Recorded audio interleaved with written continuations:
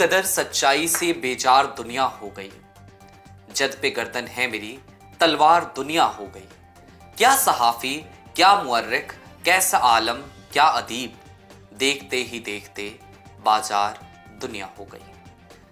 मुजाहिद फराज साहब के इस शेर में एक लफ्ज है सहाफी। उर्दू का शब्द है ये और इसका अर्थ होता है पत्रकार, यानी उस पेशे से जुड़े हुए लोग जिससे मैं स्वयं भी वाबस्ता हूं, जिससे मैं स्वयं भी आता हूं। नमस्कार, मैं स्वप्निल हूं, आप इंडिया रिपोर्ट देख रहे हैं और यह आपका पसंदीदा कार्यक्रम है दो टुक। आज मैं सोच रहा था कि दो टुक में आपसे अपने पेशे की ही बात करूं। हबीब साहब का ही एक शेर याद आता है, वो सुनाता हूं आपको। खूब आजादी ये सहाफत है, नज्म लिखने पे भी कयामत है, दावा जमहूरियत का है हर आन, ये हुकूमत भी क्या हुकूमत है।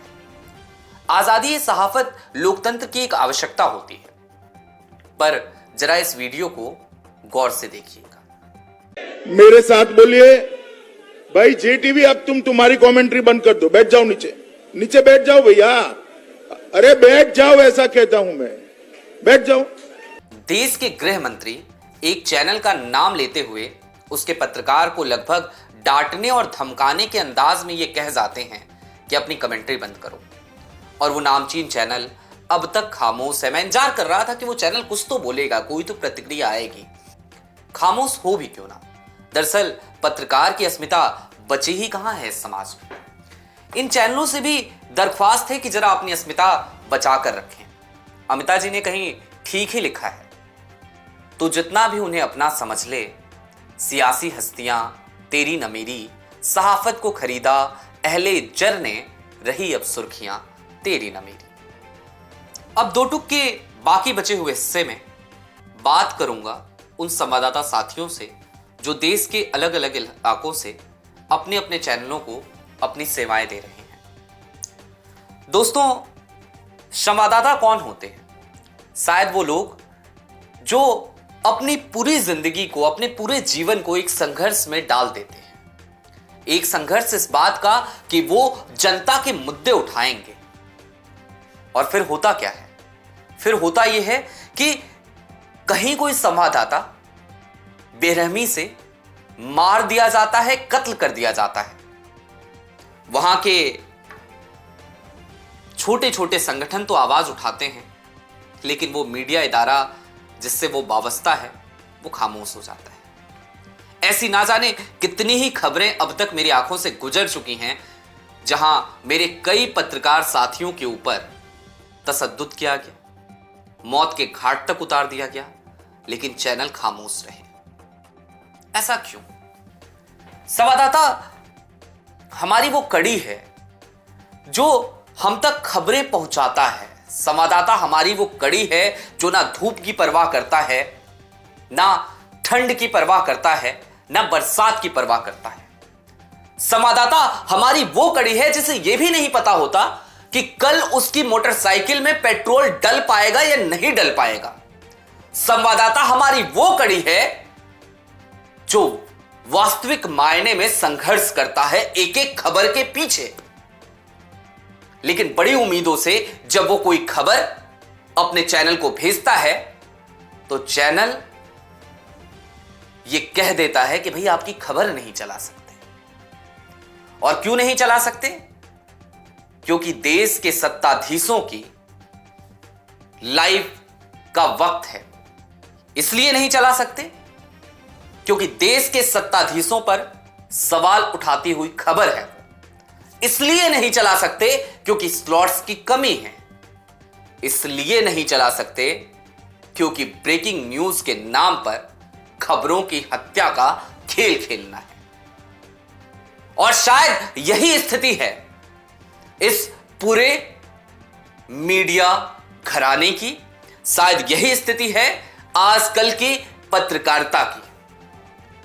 मुझे एक जमाना याद आता है, एक जमाना था, गणेश शंकर विद्यार्थी कहा करते थे कि अगर आप पत्रकार हैं तो आपको 70% सत्ता की आलोचना करनी चाहिए।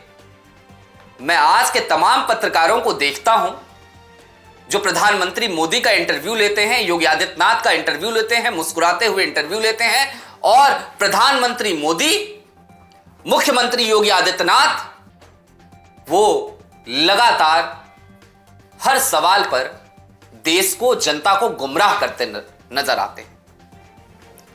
और बात सिर्फ इन दो नेताओं की नहीं है, वो अरविंद केजरीवाल हो, वो ममता बनर्जी हो, वो अखिलेश यादव रहे हो जब सत्ता में, तब भी ये पत्रकार खुल करके सत्ता से सवाल नहीं पूछ पा रहे थे। तो अगर सत्ता से सवाल नहीं करना है तो पत्रकारिता क्यों करनी है? फिर काहे की पत्रकारिता भैया?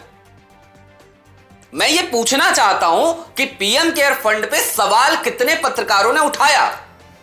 मैं ये पूछना चाहता हूं कि योगी आदित्यनाथ कैसे चुनाव प्रचार के दौरान प्रेस कॉन्फ्रेंस के दरमियान झूठ बोले जा रहे हैं और उन्हें काउंटर करने वाला कोई नहीं है कि उत्तर प्रदेश को उन्होंने आर्थिक रूप से दूसरे नंबर पर लाकर खड़ा कर दिया।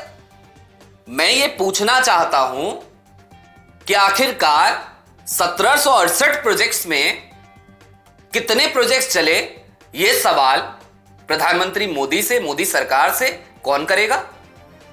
क्या हम वो वक्त भूल चुके हैं जब कुलदीप नैयर की एक हेडलाइन अगले दिन कौन प्रधानमंत्री बनेगा यह सुनिश्चित कर देती थी?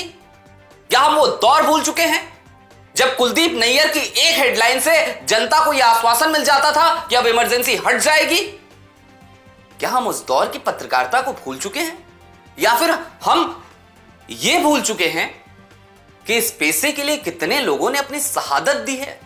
आप मुझे बताइए कि अगर सरकार से सवाल पत्रकार नहीं करेगा, अगर जनता और सरकार के बीच में संवाद स्थापित करने का काम पत्रकार नहीं करेगा, और अगर ये तमाम इदारे अपने संवाददाताओं को आजादी नहीं देंगे, अपने संवाददाताओं पर विज्ञापन का बोझ डालते रहेंगे, अपने संवाददाताओं की खबरों को, जनहित की खबरों को यह कहकर मारते रहेंगे, हत्या करते रहेंगे कि भाई स्लॉट नहीं है, तो फिर पत्रकारिता कैसे बचेगी? और अगर नहीं बचेगी तो मुझे यह बताइए कि यह लोकतंत्र कैसे बचेगा? क्योंकि कहने को तो हम चौथा स्तंभ हैं इसी लोकतंत्र का। यह वो विषय है जिस पर बोलने के लिए मैं घंटों बोल सकता हूं। यह वो विषय है जिसकी पीड़ा मेरे अंदर, मेरे रग रग में समाहित है। और ऐसा इसलिए है क्योंकि जब मैं स्वयं भी इस पेशे में आ रहा था तो इस उम्मीद के साथ आया था कि बहुत कुछ बदल दिया जाएगा, लेकिन उपलब्धियों के नाम पर 4 से 5 कहानियां हैं। वो कहानियां, वो स्टोरीज जिन पर मैंने काम किया, उसमें सफलता अर्जित की, लोगों को लाभ पहुंचाया, लेकिन अकेला चना भाड़ तो नहीं फोड़ सकता, भड़बूजे की आंख फोड़ सकता है। वो करता रहा हूं, करता रहूंगा। मैं क्यों चीख रहा हूं, मैं क्यों चिल्ला रहा हूं?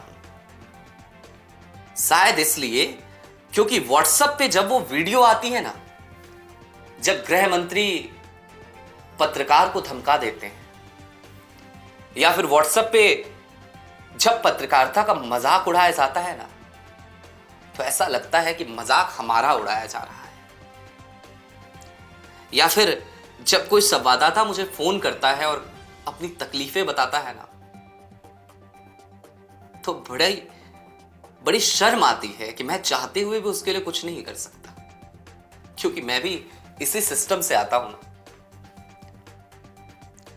मैं बहुत शुक्रगुजार हूं उन तमाम संवाददाता साथियों का जिनकी मोहब्बत, जिनका साथ फिर भी बना हुआ है। मैं बहुत शुक्रगुजार हूं उन तमाम पत्रकारों का जो इस विपरीत माहौल में पत्रकारिता कर रहे हैं। मैं बहुत शुक्रगुजार हूं उन तमाम लोगों का, उन तमाम निवेशकों का जो इसके बाद भी उन इदारों में पैसे लगा रहे हैं, जो इदारे निष्पक्ष रूप से पत्रकारिता करते हैं। और मैं लानतें भेजता हूं उन तमाम पत्रकारों को जो स्टूडियो में बैठकर हंगामे मचा रहे हैं। मैं लानतें भेजता हूं उन तमाम पत्रकारों को और उन तमाम मीडिया इदारों को जो किसी पीआर फर्म की तरह या पीआर फर्म के किसी एम्प्लॉय की तरह बिहेव कर रहे हैं। मैं लानतें भेजता हूं उस सिस्टम को जो सिस्टम हर दिन पत्रकारिता की हत्या कर रही है। और ये सिर्फ पत्रकारिता की हत्या नहीं कर रही है, ये उन उम्मीदों की हत्या कर रही है जो उम्मीदें इस देश का हर वो युवा देखता है जो पत्रकार बनना चाहता है। चलते चलते क्या बोलूं, ये वायदा करता हूं अपने संवाददाता साथियों से कि 7 साल से जिस तरीके की पत्रकारिता आपने देखी है, वही पत्रकारिता इंडिया रिपोर्ट करता रहेगा, वही पत्रकारिता हमारे तमाम साथी करते रहेंगे। आपकी मोहब्बत, आपका साथ ही काफी है। मेरा एक शेर मुझे याद आता है, उसके साथ आप सभी को छोड़े जा रहा हूं कि मुमकिन है जरा बिकता तो मैं भी आसमां होता, मगर मैं खाक था, खुद की बोली लगाई नहीं मैंने। बेहद शुक्रिया।